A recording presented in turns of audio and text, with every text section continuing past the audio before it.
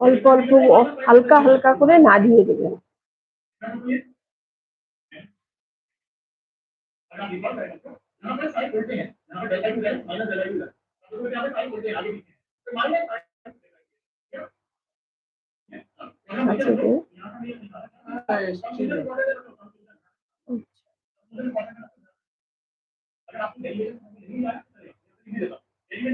আরো তো জায়গা আছে, না না না, খুলবে না, খোলার জায়গা পাবে না।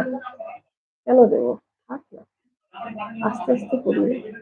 আচ্ছা, পুরীর গজা করছি। হ্যাঁ, তুই কোন গজা ভাবছিস? বলছি ওই গজা, লম্বা গজা, বাঙালিদের যে গজা।